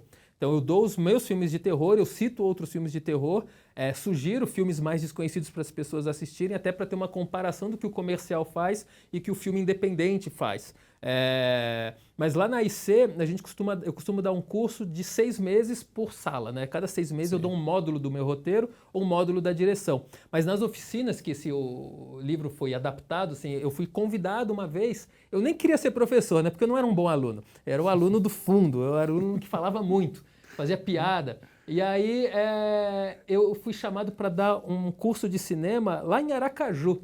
Falei, puxa, mas eu não tenho conteúdo, mas vamos. Daí eu comecei a escrever. E aí isso foi, sei lá, em 2003, talvez, 2000, até antes. E aí eu fui adaptando aquela aula para tudo que eu fui aprendendo. Eu fiz curso com aquele Robert McKee. Sim, né? Story, né? O Story, fiz o curso Story com Robert McKee. Aprendi muita coisa fazendo filmes que a FAP não ensinava, principalmente na parte de laboratório, na parte de pós-produção, porque a FAP, na faculdade que eu me formei, ela ensina o que você precisa para fazer cinema e tal, mas quando você faz de fato, você entra no mercado, a gente sabe que tem os tubarões ali. E aí você está nadando e está todo mundo querendo te jogar lá para baixo. Daí você tem que ir descobrindo os meios. E aí no meu curso eu comecei a falar das coisas que as faculdades não falavam. E aí as pessoas foram me chamando. Hoje eu dou um curso anual aqui em São Paulo durante o Festival Cine Fantasy. E esse Festival Cine Fantasy, que eu sou curador também, eu dou a oficina, a gente faz um curto e ele é exibido no encerramento, no cinema. Que legal. Então é isso. Então eu dou aula na IC com esses preceitos, só que daí eles são mais longos, né? Eu dou uma expandida nisso, mas o que eu gosto mesmo é de dar oficina. E aí a oficina é basicamente o conteúdo desse livro, com bastante exemplos e mostrando filmes, e mostrando a questão dos enquadramentos, do porquê. Tal. Sim. Acho que o terror é ótimo para ensinar isso também, Sim, né? sim. Tipo, os beats de história, como que você constrói a atmosfera, para qualquer gênero, né? Não só pro terror. E pro terror eu não entendo muito porque que algumas pessoas colocam como um subgênero ali, porque ele vai além do gênero convencional. Se você está fazendo um filme de drama, que é o principal, né? Até literatura drama, você está falando do real, é algo realista, né? Você está indo e descrevendo uma situação de vida real. Agora o terror, ele vai para uma fantasia que tenta explicar o que é real por meio de metáfora. Então, é um elemento a mais. Então, você está trabalhando o real, porque você precisa, né? Você não pode fazer algo fantasioso 100%, senão você perde o seu público. Então, você está dentro do real, e daí, de repente, você tem uma curva para algo completamente absurdo, imaginário, que faça sentido dentro daquela realidade. Então, é mais difícil, é mais legal, é mais inteligente, mas não, vocês estão lá embaixo, aqui, ó. Vamos mostrar fome no Nordeste, a família passando fome, pronto, né? A gente está resolvido. Falo, não, sabe? Eu quero mostrar um monstro comendo essa família. E o monstro é a fome no Nordeste, sabe? Não é a seca, né? O monstro é a seca. Então, assim, eu gosto de criar isso. E o terror é o único que faz isso, sabe? verdade. Então... Muito legal você falar isso, porque realmente o cinema brasileiro virou essa questão da favela, Sim. né? E é muito legal saber que tem gente que está porque... enriquecendo mais, porque esse panorama não pode ficar para sempre. Tá? Sim, e eu não desmereço que isso exista, só que eu desmereço que as pessoas desmereçam uma pessoa que faz algo diferente e às vezes falando da mesma coisa. E você está trazendo um problema. Às vezes a gente sente um problema que é presente na nossa sociedade. Só que em vez de você botar daquele jeito que a gente está vendo, eu crio um monstro. E o monstro não precisa ser uma figura horrorosa. Pode ser qualquer coisa da fantasia, né? Pode ser um carro, pode ser qualquer coisa. Só que as pessoas, elas são limitadas e elas acham que nós somos piores. Só que no final das contas nós vendemos mais, né? Então ainda tem isso, né? Então acaba sendo um negócio meio, puxa, eles fazem isso e ainda vendem mais e eu aqui chorando nas minhas coisas, né? Inclusive, Marcos, eu acho até legal, né? Falando sobre isso do terror não ser tão visto assim. Você tem um crédito impressionante que é o Apocalipse, segundo Fausto, que foi finalista do Prêmio Jabuti, né? O maior prêmio de literatura do país. Você tá lá com uma história de terror que é bem apavorante assim. O que você acha desse significado? Olha, eu acho que o mérito desse livro também ter sido finalista do Jabuti é de um dos convidados, né, do Pedro Almeida, porque o Pedro Almeida, não sei se ele falou aqui com vocês sobre isso, né, ele foi presidente do Jabuti e durante a época que ele era presidente do Jabuti, ele instituiu a categoria romance de entretenimento. E os romances literários, as pessoas que fazem romances literários começaram a falar, não pode. Só que hoje é a categoria com mais inscrições. Porque a maior parte que escreve é romance de entretenimento. Sim. Só que a classe literária, ela quer dar prêmios para os colegas delas, né? E o Pedro quis romper um pouco com isso. E quando ele rompeu com isso e ele criou essa categoria, aí eu pude concorrer, né? Eu já tinha concorrido antes, mas nunca tinha sido finalista. Por quê? Porque eram livros de terror, eram livros que focam, sim, numa história, né? Porque eu tenho essa preocupação de mensagem, só que eu tenho pitadas de comercial, eu sei escrever de uma maneira comercial. Né? O Pedro até, que é o meu editor, ele até falava assim, Marcos, você é o nosso autor mais que fica entre o comercial e o autoral. O pessoal autoral te lê achando que está ali no autoral e o comercial te lê achando que está ali no comercial, porque eu consigo fazer os dois numa mesma obra. E por causa dele, eu pude inscrever o Apocalipse, que não era da Faro, era de outra editora, que ele achou muito pesado para a Faro. E acabou sendo finalista, assim, por uma surpresa total, porque eu realmente sempre quis, era o meu foco de carreira ser finalista no Jabuti, quem sabe vencer algum ano. E então, você vê que o gênero chegou lá. E naquele ano, inclusive, tinham, se eu não me engano, 4 livros de gênero terror como finalistas do Jabuti. Era o meu, era o do Vitor Bonini. Do Vitor Bonini é suspense policial, mas do César Bravo, da Dark Side, e o que ganhou é um de zumbis, que é do editor da Suma. Eu esqueci o nome dele agora, mas é um livro de zumbis. Então, o terror tá chegando, sabe? O terror as pessoas querem ler. Existe qualidade literária no terror também. Então, o Apocalipse segundo Fausto é assim, eu fiz ele para parecer uma Bíblia. Então, ele tem unha igual Bíblia, tem versículo, assim, é uma obra de arte por si só o livro, sabe? Então, é uma edição muito bonita. E esse eu tô tentando adaptar para cinema, tô vendo aí se vai dar certo. Legal, tomara que dê certo. Mas você tem algum projeto super, assim, que você não chegou lá ainda, que você quer chegar? Tenho. São vários, tá? Mas o que eu mais acho que vai dar certo se alguém investir é o meu primeiro livro, chama Sombra da Lua, que é sobre lobisomem. Que legal. É um dos meus livros mais amados, só que como era o meu primeiro livro e saiu pela Rocco, assim, apesar de ter saído pela Rocco, que é uma grande editora, eu ainda era um autor iniciante, então não é tanta gente que conhece, como A Casa dos Pesadelos. O Casa dos Pesadelos é um filme barato, sabe? O livro se passa numa casa com 4 personagens, então eu consigo fazer com pouco. Só que o elenco é caro, né? A Letícia Spiller está no filme, por enquanto a Rosa Maria Murtinho, só que ela está muito idosa, talvez a gente tenha que trocar. E então é caro por causa disso, né? Agora, A Sombra da Lua é um livro de época, no Brasil, assim, no interior do Brasil, com muito efeito especial. Também tem cenas na Grécia, então é difícil, sabe? As pessoas ali falam, poxa, Marcos, isso aqui vai custar tanto. Eu falo, faço com metade. Eu sei fazer filme de baixo orçamento, eu quero fazer, eu não quero dinheiro, eu quero fazer. O terror ensina muito isso também, né? A gente trabalhar com pouco. Sim, sim. A gente tem que improvisar porque o terror ele precisa de uns efeitos para ficar bacana, só que você não tem dinheiro. O último curtinha que eu fiz lá pro Cinefantes, por exemplo, era sobre abdução alienígena. Não tinha nada de efeito de abdução alienígena. Do que a gente fez? A gente tinha que fazer a mulher flutuando. A mulher flutuando. A gente pegou um dos carinhas lá, um dos estagiários, ele vestiu a roupa, a calça nos braços, o sapato nas mãos, ficou no chão, a gente gravou ele fazendo assim, com a mão, parece que tá flutuando, sabe? Então, e daí depois eu fui pro enquadramento que eu saberia como fazer em pós, e aí consegui fazer algo bacana. Então o terror faz você ter esse tipo de criatividade, né? Sim. Ser brasileiro também, né? Também, dizem, né? Tava vendo uma entrevista com aquele diretor de fotografia brasileiro, Adolfo Veloso, que fotografou Sonhos de Trem. Uhum. Ele fez um filme lá nos Estados Unidos, né, que é o Sonhos de Trem, e ele falou que a única palavra que o diretor americano aprendeu foi gambiarra. Gambiarra? Eu acho que isso representa tudo.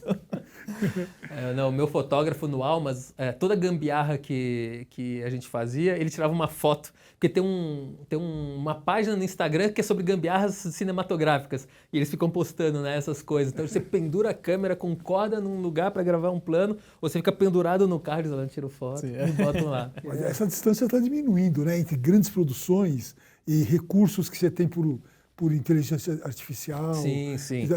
Os recursos, eu tenho percebido isso, que estão cada vez mais acessíveis. Sim. Né? Começou a ficar acessível desde que o 35mm não foi mais o oficial para exibição de cinema nem para filmagem, né? Porque na época que eu me formei ainda era 35, eu consegui fazer alguns curtas em 35. Inclusive ganhei Gramado com filmes em película ainda. Então, além do Jabuti, também tem o prêmio em Gramado, né? No cinema.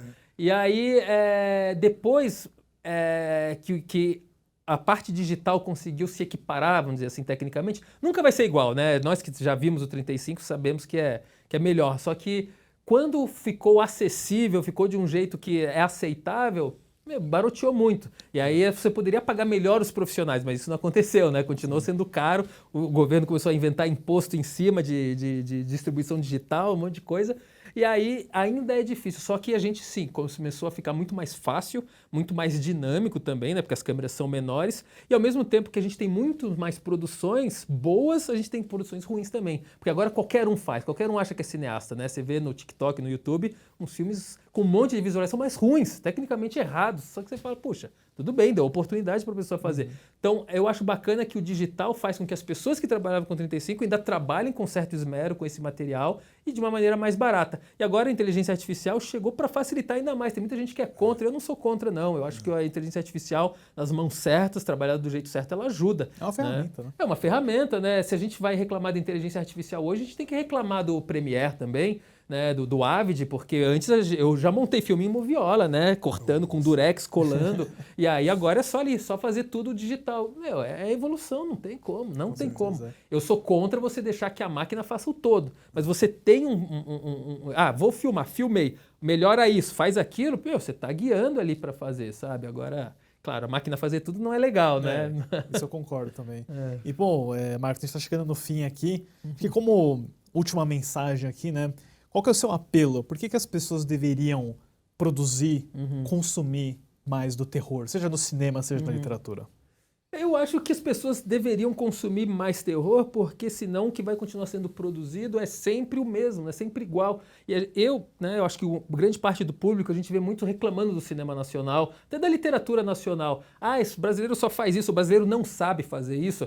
É porque a gente não tem muita oportunidade de fazer, porque o público também não consome tanto. Então a cadeia ela tem que ser completa. O distribuidor ele só vai dar dinheiro para um produtor se o consumidor consumir. E o produtor só vai se aprimorar se ele tiver dinheiro. Então tem que ser uma via de todos ali, sabe? A distribuidora não pode chegar e falar, estamos com uma certa dificuldade, vamos parar de investir. Porque senão todo mundo aquele aprendizado de anos, ele vai decair. Porque as pessoas não vão querer mais fazer aquilo, né? A gente entende que esses reflexos são duradouros e a longo prazo. Então, se a gente vê que um gênero está sendo mal investido agora, a gente vai ver o reflexo disso talvez daqui 5, 10 anos. E daí, se está sendo investido, também 5, 10 anos. Então, as pessoas não podem parar de investir, mesmo nas baixas. Então, público, por favor, consumam o terror, porque nós precisamos disso. Nós precisamos que os distribuidores vejam que existe mercado, porque daí eles vão investir na gente e a gente vai conseguir fazer algo com a qualidade que vocês querem, que é a norte-americana. Certíssimo, né, Dago? Eu assino embaixo também. Marcos, foi um prazer receber você aqui no estúdio. Obrigado aí pelas informações, pelas histórias. Espero ver você ganhando o Jabuti com um livro de terror, principalmente. Irei. Obrigado, viu? Obrigado pelo espaço, adoro conversar sobre terror. Desculpa se eu falei demais, falo muito, mas quando quiserem de novo, só me convidar. As portas estão abertas aí. Marcos, a gente vai para um rápido intervalo agora, não saiam daí.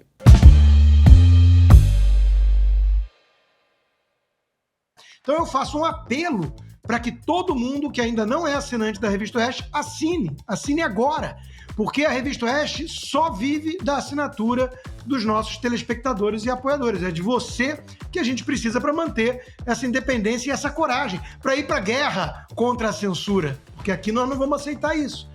Outros veículos de comunicação já se curvaram, já mandam um beijinho, flores para os censores. Aqui não. Então é o meu apelo para que assinem a Revista Oeste agora.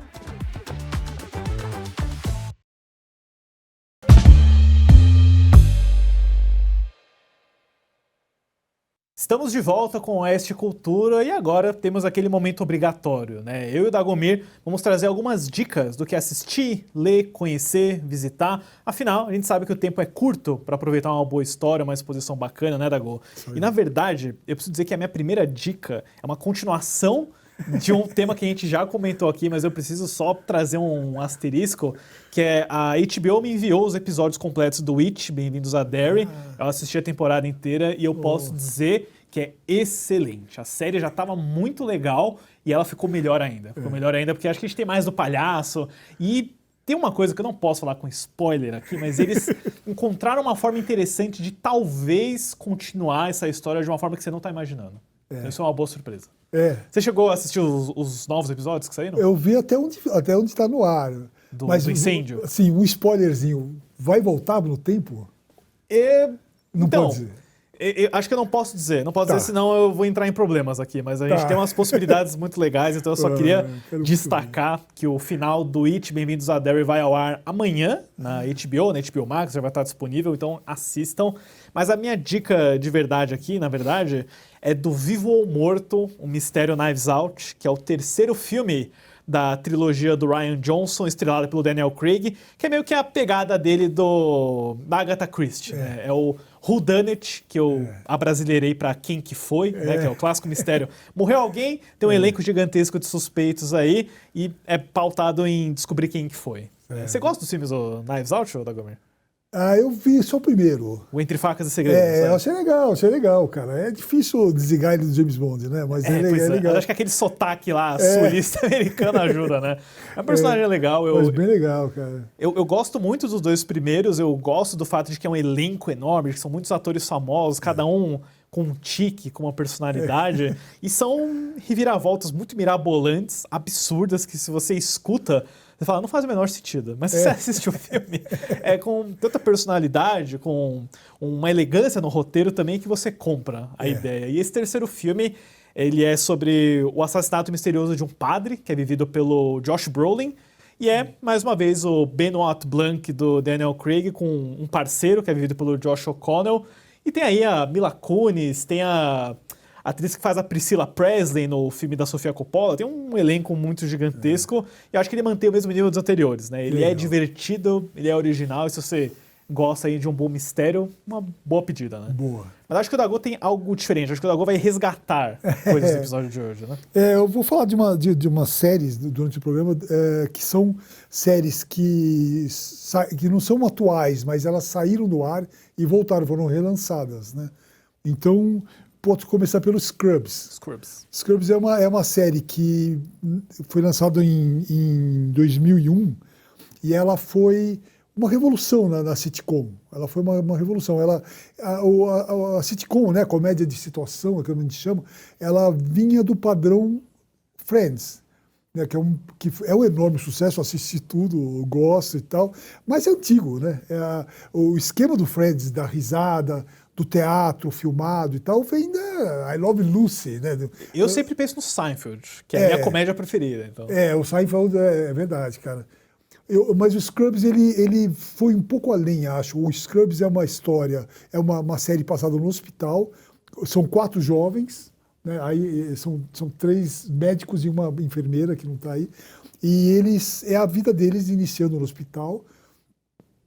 Só que o que eu acho muito legal do Scrubs é que ele é totalmente surpreendente, você não sabe o que vem. Ele começa com uma piadinha, ele começa com o sitcom normal, vira um musical. Aí vira uma paródia de filme de gangster, vira um musical da Broadway, sabe? Você não sabe, nem sempre eles acertam no humor, né? Porque é muita coisa. Mas você não morre de tédio, porque você não sabe o que vem, sabe? Tem um episódio inteiro que é baseado numa música. Então os atores passam a todo o episódio em função da letra daquela música. Então, eu adoro. Eu acho assim, mesmo sabendo que nem sempre eles acertam. E eles já chegaram, o sucesso foi tão grande que chegou a 9 temporadas. Parece que é um número cabalístico de série, né? Seinfeld teve 9, aí o Friends teve 10, né? Quase o Big Bang Theory passou um pouquinho, mas é sempre, né? Acho que você chega no 9, é sinal de que é uma boa série de comédia. Eu nunca vi Scrubs, eu já vi muita propaganda dela na TV. Eu não imaginava que era uma comédia de hospital. É uma comédia de hospital, cara. É outra subversão legal, porque tem muita série de hospital e nenhuma delas é comédia. Exatamente. É sempre drama. Drama pesado ou novelesco. É totalmente sangue espirra e tudo, mas é comédia. Você dá risada, é muito legal. E é passado, ele foi filmado dentro do hospital. Então é muito autêntico. Você não, né? E os personagens são assim muito, muito marcantes. Os atores são muito marcantes. Você começa a ver, você não para de ver, não. É muito legal. E agora está anunciado um sequel, né? Uma série. Vai ter uma legacy sequel, que eles chamam, né? Quando a sequência demora muito, ela vira um legado. Exatamente. Em que eles já estão veteranos e vão ensinar os jovens. Sei lá, eu desconfio muito dessas coisas. Eu espero que seja tão bom quanto o original. Mas o original é muito legal. Está na Disney, a série completa. Vale muito a pena ver. Eu vou dar uma conferida também, com certeza. Bom, só para ficar aqui no ritmo de relançamento, de resgate, Dago, acho que tem algo imperdível para... Tá acontecendo agora no cinema, mas também vai ficar ao longo da semana também. É o relançamento em IMAX de O Iluminado. Clássico do Stanley Kubrick, ele completa 40 anos agora em 2025, né? Estrelado pelo Jack Nicholson e a Shelley Duvall. ver um filme do Stanley Kubrick na tela IMAX deve ser algo impressionante, né? Muito, nossa, eu quero ver também. Você gosta do Iluminado? Tipo? Claro. E eu sempre achei engraçado porque o Iluminado foi baseado no romance do Stephen King, né? E o Stephen King renega, né? Ele fala odeia. Ele odeia. E você fala, é separar as coisas, né? Porque Claro. o filme é impressionante, né? Um filme muito marcante. Sim, né? é aquela ideia de você ter um dos melhores diretores de cinema de todos os tempos, talvez o melhor diretor de todos os tempos, verdade. trabalhando com um gênero tão comercial quanto o terror. A gente falou, né, aqui com o Marco sobre como o terror vai longe, né? A gente não consegue fugir do terror aqui. E agora ele tá aí, voltando em IMAX. Caso você não saiba, né, a diferença é que a tela IMAX ela é muito maior do que uma tela de cinema normal. Nos Estados Unidos, o sistema ele é muito mais sofisticado, tem a projeção em 70mm. Aqui a gente fica sonhando só com algo assim. Mas olha, eu acho que só a ideia de ver esse filme no cinema de novo, com aquele som, com aquela imagem, me parece imperdível. Eu posso ver em casa iluminado, mas eu com certeza vou no cinema assistir. Eu também faço questão. Sim. O som, né, também, o som do IMAX aquela música, aquela trilha sonora lá. é muito, muito bom, cara. Outra série que foi relançada e que eu acho que vale muito a pena assistir, tá no Prime, é o Luther. É uma série com o Idris Elba, né? Ou Idris Elba, não sei. Sim, acho que é Idris. Idris mesmo, eu adoro ele, acho ele Ele é ótimo. ator incrível. Ela é uma série produzida pela BBC. Ele é um detetive durão, um detetive intuitivo. Ele não é o Sherlock Holmes, ele não é elementar. Ele vai pela aparência, ele vai por detalhes do suspeito e tal, e ele acaba descobrindo as coisas. É uma série também muito, muito, muito violenta, uma série que tem os criminosos são realmente horrorosos, são pessoas horríveis. Acho que ele pega aquele submundo. É da Inglaterra, Da também, tá? Inglaterra, Em Londres, né? Então exatamente. é aquele tipo de briga de bar, de hooligans, é o Sherlock Holmes da porrada. Então. Pessoas sádicas, pessoas horríveis. E o personagem do Luther é muito legal porque ele é um cara que ele lida com o talento dele, que ele fala, não, o assassino é aquele, mas ninguém acredita nele, então ele fica ansioso. Ao mesmo tempo ele tem que lidar com um casamento dele, que é um casamento que começa falindo, né? E ele também tem que lidar com uma personagem que aparece logo no primeiro episódio, que é vivido pela Ruth Wilson, que fez aquela série... Ela fez The Affair, se The não me Affair, engano, exatamente. Né? Ela é boa. Ela é muito boa. E ela funciona como uma espécie, com o tempo, uma espécie de Hannibal Lecter, porque ela vira uma espécie de assessora para assuntos de serial killer, de psicopatas. Então ele vive nesse universo que é tenso o tempo todo. Você não consegue relaxar vendo essa série. Legal. E eu acho ele incrível. Eu acho ele um ator assim que ele chega em cena, ele separa tudo. Você não quer ver mais Eu nada. acho que o Idris Elba, inclusive, né, ele é um cara que tentaram achar muito papel para ele no cinema, mas acho que nada nunca pegou assim. Mas ele é muito talentoso. Muito. Né? Fizeram até uma versão para filme do Luther, né? que ficou médio. Eu não gostei muito, assim. Sim. Acho que a série é mais... a série pega mais. A série é bem mais... Não é uma série para você ver quando você está jantando. Ela já tem um tempo, né? Acho que ela é de 2010. Acho que ela eu até anotei aqui, é de 2010, exatamente. Eu sempre quis ver, nunca teve disponível, e agora ela tá na Amazon Prime. Amazon Prime. Foi lançada agora, há pouco tempo. Certo. Então, vale a pena. É uma boa dica para quem gosta de policial denso. Então, vale a pena. Ah, essa eu vou assistir com certeza. Eu vou trazer uma dica diferente aqui da Go. Na verdade, é um livro. É um livro que saiu recentemente, saiu no final de novembro. Ele chama O Menino que Sobreviveu. É escrito pelo David Holmes, que ele foi o dublê do Daniel Radcliffe nos filmes de Harry Potter. Rendeu um documentário na HBO Max, é o mesmo título, é a mesma arte, inclusive, né? Mas é que ele ficou paralítico durante a gravação do último filme. Nossa. Foi durante a gravação da cena. Foi uma história super trágica. O que aconteceu? Ele foi arremessado para a parede. Era uma cena de ação. Foi literalmente um ensaio da cena, se eu não me engano. Um acidente terrível, trágico. Ele fez, né, as cenas de ação do Daniel Radcliffe em todos os filmes. Então, ele foi Harry Potter junto com o Daniel Radcliffe. Nossa. O documentário ele é muito bonito, é muito triste também.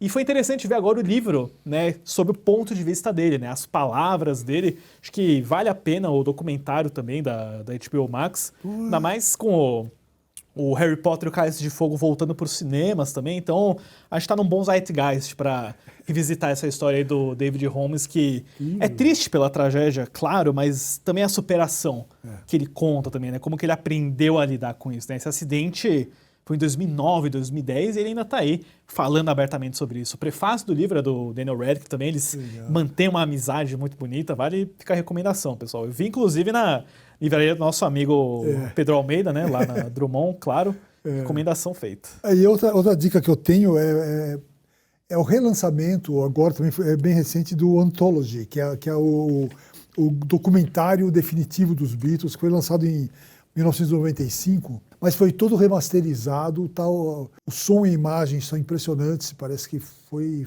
filmado ontem, é muito bom. E a gente fala Beatles, fala, isso é nostalgia, né? Mas é para um pessoal mais velho e tal. Não morre, Beatles não morre, impressionante. A Disney não deixa Beatles não dá. Nos últimos 4 anos foram lançados 4 documentários. Sim. Todo ano teve aquele gigantesco do Peter Jackson, né, o Get Back. Que você fala, eu não vou assistir 8 horas, eu não consegui parar, porque é uma coisa muito da intimidade da gravação, da briga deles, foi uma grande sacada, né? E esse Anthology vem com um material a mais, um material adicional sobre as gravações. É uma espécie de documentário chapa branca, foi feito a partir da opinião deles. São depoimentos deles mesmos. Né? São depoimentos. Mas mesmo assim, os Beatles deixaram de ser uma história para ser uma lenda. Eles eram uma lenda. Você assiste a esse documentário, você vê aqueles 4 caras que ficavam acumulados num banco de Kombi, né? Passando frio para ir de show em show, e viraram ídolos mundiais, uma histeria absurda, né? Chega uma hora que eles se libertam dos shows, passam a ser músicos de estúdios de primeira classe, né? Incrível. E aí é uma história, e tem um final que é um pouco, isso quando eu assisti, eu não acabei de assistir essa versão, mas tem uma versão no final da série. Você vê que eles tentam reunir os 3, porque o John tinha morrido já, o John Lennon tinha morrido. Eles chegaram a produzir material novo para esse lançamento ou é só remasterização mesmo? Eles produziram material novo. Eles produziram até porque tinha uma fita perdida do John Lennon que eles refizeram e tal. Teve até uma música nova, né? Que foi indicada ao Grammy no ano passado, se não me engano, ou esse ano, né? Com voz do John Lennon. Acho que não tem mais de onde tirar, né? Sim. Que eles tiveram. O Peter Jackson tá envolvido com essa remasterização? Não, porque ele meio que virou o guardião dos Beatles, né? Ele só faz isso agora. Não, o Peter Jackson, ele criou um processo de separar os sons. Né, que ele usou no Get Back. Você ouviu as músicas com um bom fone de ouvido, é impressionante. Você ouve coisas que você nunca ouviu antes. Né? E a lenda continua, porque agora está sendo anunciado, está sendo preparado já, está em produção, 4 filmes do Sam Mendes. Né? Então eu queria até falar, eu queria destacar primeiro que a gente trouxe aqui, né, um vinil dos Beatles, que é da minha esposa, inclusive, né? Eu sabia que você ia falar de Beatles, então a gente deixou representado aqui, né, o Hard Day's Night, os reis do Yeah, Yeah, Yeah. Mas sobre o filme dos Beatles, eu acho que nunca teve um projeto assim na história do cinema, porque são 4 filmes do mesmo diretor, acho que o elenco vai aparecer em todos eles, né? Com a história inteira dos Beatles. Eu não sei, ninguém falou como que vai ser esse filme. Vai ser a história de cada um. São 4 filmes, a história do John, do Paul, do George e do Ringo. Ou seja, não vai acabar, não vai acabar. Isso aí, sabe, a hora que voltar a hora que for lançado esse filme do Sam Mendes, vai voltar tudo de novo. Então, vão lançar novos projetos. Não acaba. E realmente, não sei, eu estou falando isso como bitomaníaco, né? Sim. E chega uma hora que cansa, né? O que eu ouvi dizer, né? Acho que é a Sony que vai lançar esses filmes. Eu fico impressionado que não foi a Disney, já que a Disney está relançando todos esses documentários. Inclusive, né, um parênteses, acho que a Disney deveria relançar aqueles filmes lá, o Magic Mystery Tour, o Help, Yellow Submarine. Esses filmes são impossíveis de achar hoje em dia. Então, acho que eles devem ter. Eles mostram uma parte no documentário do Magic Mystery Tour que foi super criticado e tal. É aquela coisa, a imprensa elevou eles à idolatria, depois não presta mais. É muito legal você ver. Sim. Não, e uma coisa que eu acho que é revolucionária desse filme dos Beatles que vai sair, a gente tá fugindo um pouco aqui, mas a gente tem que falar disso. A Sony quer lançar os 4 filmes no mesmo dia. Imagina, você vai no cinema, você vai comprar 4 ingressos e ficar 8 horas vendo todos os filmes. Tem uma ordem certa. Eu até imaginei que talvez fosse um filme sobre aquele grande concerto lá no terraço, né? Talvez esse fosse o clímax de todos os filmes, e aí em cada um você acompanha o ponto de vista de cada um. Porque eu acho impossível você fazer 4 filmes inteiros com cenários diferentes, com outros personagens, assim. Não, mas eu acho que vai ser mais sobre a infância deles. Mais Será? Tudo? Eu acho que sim, pelo que eu soube, você vai acompanhar a história de cada um. Vai isolar os Beatles, né? Vai ser os 4 indivíduos, né? Sim. E realmente, e o Sam Mendes, cara, ele não faz porcaria. Não, ele é bom. Ele é bom demais. Um cara muito confiável. Eu vi até uma piada falando que a Yoko Ono vai aparecer em pós-créditos em todos, como se fosse o Thanos dessa história, para separar o grupo. Não sei, tô curioso. Esse é um dos projetos que eu mais quero assistir, com toda certeza.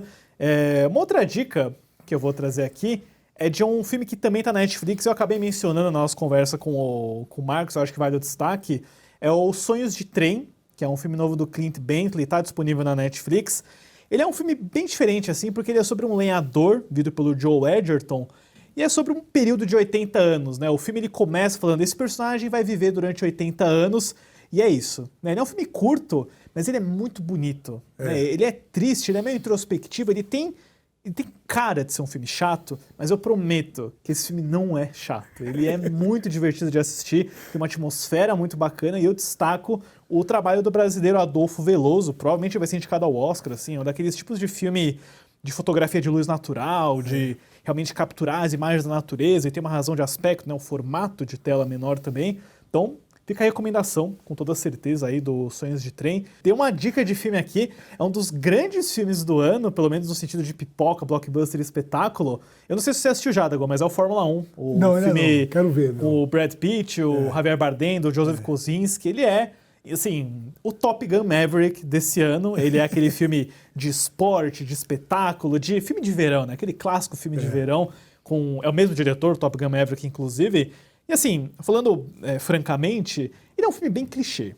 Você conhece essa história, a fórmula tá imutável, é sobre esse personagem mais veterano, vivido pelo Brad Pitt, que tá batendo cabeça com um cara que é mais jovem, vivido pelo Damson Idris, se eu não me engano, ele é um britânico.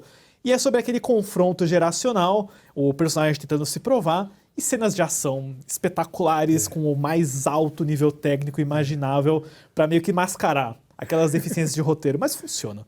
A Fórmula 1 é muito divertido, tem uma ótima trilha sonora do Hans Zimmer também. Foi uma grande experiência de cinema, mas eu acho que ele vai funcionar muito bem em casa também. Vai chegar na Apple TV Plus. Já chegou, por sinal, na Apple. Então... Me parece que vai ter um 2 já, né? Já está se falando de uma continuação, né? Cara, eu acho que pela quantidade de grana de bilheteria que ele fez, e olha que a gente está falando de um filme da Apple, a Apple não é uma produtora de cinema, assim, ela está mais focada em streaming, mas ela deu uma janela de cinema muito considerável em parceria com a Warner Bros. O filme fez mais de 600 milhões de dólares nos cinemas, o que é para um filme original, apesar de ser uma marca mundialmente famosa, Fórmula 1, é considerável. Eu só não sei se o filme vai se chamar F2, né? Isso aí para outra categoria da competição, uma categoria inferior agora, né? Mas fica a dica, Dago, acho que você vai gostar, é muito legal isso daí. E, Dago, eu sei que você gosta de jogos também, você gosta de um game também. Você já ouviu falar de Metroid? Não. Metroid. Essa é uma dica que a gente tem também, que inclusive nós pudemos jogar aqui no Oeste Cultura. É uma boa sugestão de Natal também. Ele mistura aquela realidade dos shooters com ficção científica, mas também com uma abordagem um pouquinho mais introspectiva, um pouquinho mais contemplativa também. É o Metroid Prime 4 Beyond, que está disponível para Nintendo Switch e Switch 2. Eu acho que é bacana também a gente trazer umas dicas aí de jogos, né, Dago? Eu não sei o que você costuma buscar assim nesse setor. Não, eu gosto tanto de jogos que eu não jogo, cara, porque eu fico viciado, então eu me disperso demais, cara. Então eu acabo aprendendo aqui com você, falando as novidades, cara.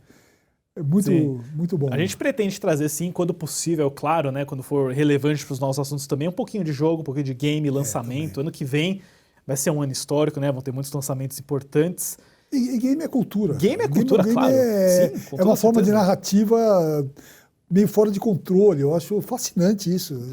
Muitos diriam até que superior ao cinema e à É. série, porque você realmente coloca a pessoa, o jogador, dentro da história, tomando as decisões da história. Isso não acontece num filme ou numa série, por exemplo. Então, fica aí a dica do Metroid Prime 4 Beyond. Uma outra dica super legal que eu tenho que mencionar também é o concerto em parceria aí da SP Chamber Orchestra e a Orquestra Alma SP, sob regência da Giovanna Elias, da Nona Sinfonia de Beethoven. Vai ser uma apresentação especial de Natal, regendo aí uma das grandes peças musicais da história da humanidade. É uma apresentação única no Teatro B32, no Itaim Bibi, aqui em São Paulo, no dia 19 de dezembro, é uma sexta-feira, às 8h30 da noite. Isso daí é imperdível, ainda mais para ouvir Beethoven ao vivo no Natal, com coral e tudo mais. Tagô, por hoje é só. Acho que a gente falou bastante coisa. Taylor Sheridan, Marcos de Brito, várias dicas legais.